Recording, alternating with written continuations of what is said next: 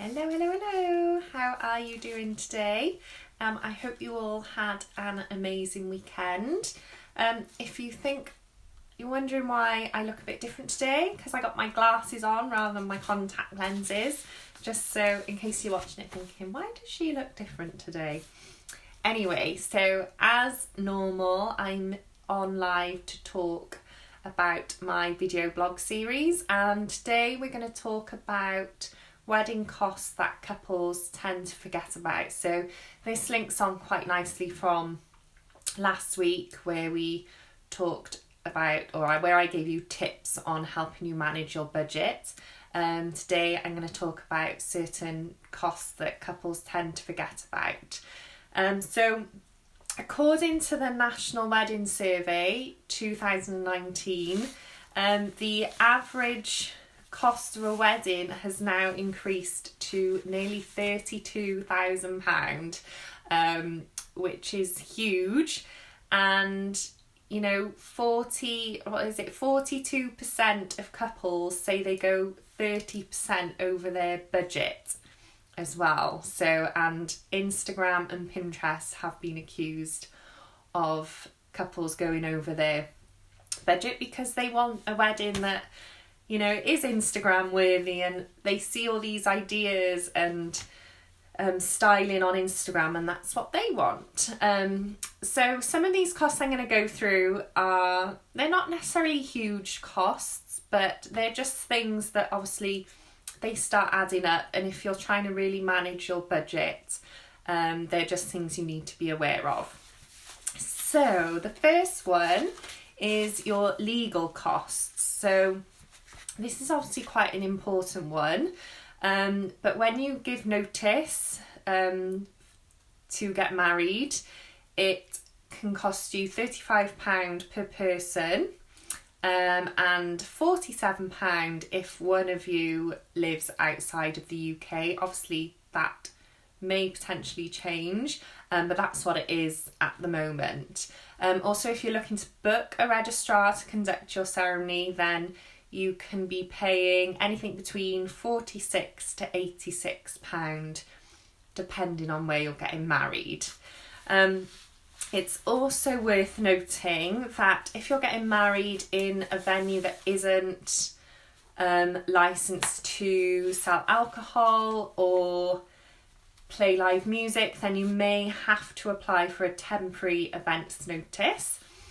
These aren't that expensive. They are £21, and you have to apply for it at least 10 days before the date of your wedding, and that will be able to enable you to sell alcohol and provide entertainment, serve hot food, etc.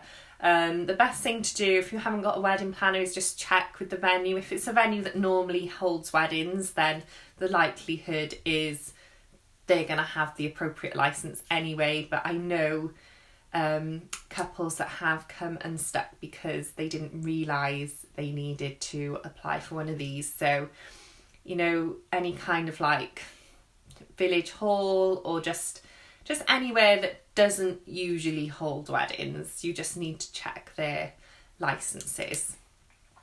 Okay, so the next one, I probably mentioned this last week, on the day stationery is a big one that couples actually forget, and it can be quite a big chunk of your budget.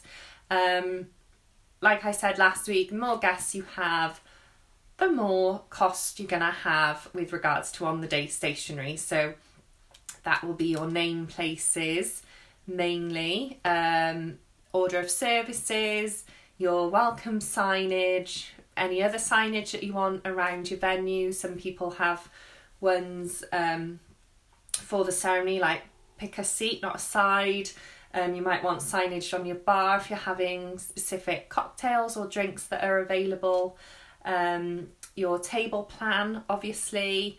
What else? Let me just check I haven't missed anything. Your table names, menus. A lot of people have a menu on the place setting.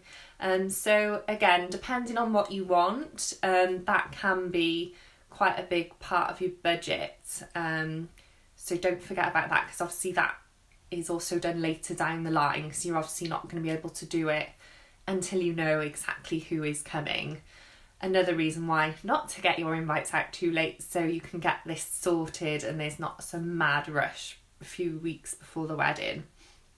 The third one is postage.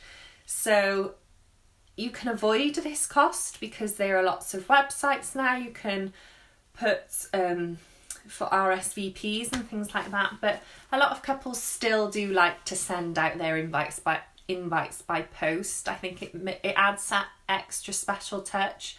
A lot of people don't get post anymore unless it's bills, and it's the first glimpse of your wedding day that your guests will get. So it's, you know, it's quite a special moment really to receive that wedding invite in the post. So obviously just remember the cost of the postage, and also if you do want people to RSVP by post, then it's quite good practice to include a stamped envelope in it, so you're not then chasing up invites because people don't have a stamp or they haven't got to the post office. So if you do want your RSVPs back efficiently, then put in a not self-addressed envelope, it can be self-addressed, but have the post stamp on it. Okay, number 4 is alterations. So unless you are buying a made-to-measure dress where they make it for you, if you buy an off-the-shelf wedding dress, then you may need to have alterations. Again, not just for the bride, sometimes bridesmaids need alterations to their dresses as well. So just keep those extra costs in mind.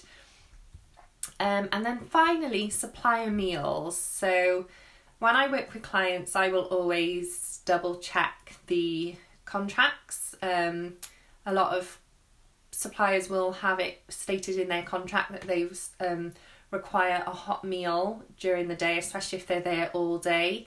But sometimes bands, even if they're just arriving for the evening, will require a hot meal, especially if they've been travelling quite far to get to you.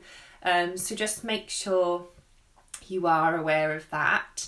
As well, sometimes the venue will provide a couple of supplier meals for free, and they won't charge as much as they charge for a wedding guest per head, but just remember that cost is there and it's something that you will need to provide. So that is more or less what I was going to talk about today. Just checking my notes to see if there's anything I've missed. I did write a blog about this, which is also on my website. So as usual, I will include the link in the comments. If you have any questions for me or you want to discuss any services that I provide, if you just send me a message, comment below, or if you head over to my website, which is carolynlouiseweddings.co.uk, then you can contact me directly via the website, or it has my mobile number or email address if you want to do it that way.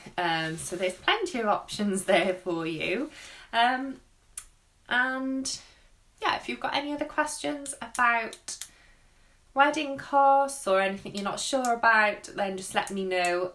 As I said, I've got a blog page on my website, so it covers a whole range of topics, and if there's a specific topic you want me to talk about on my video blog series, then just let me know, and then I will discuss it on here for you.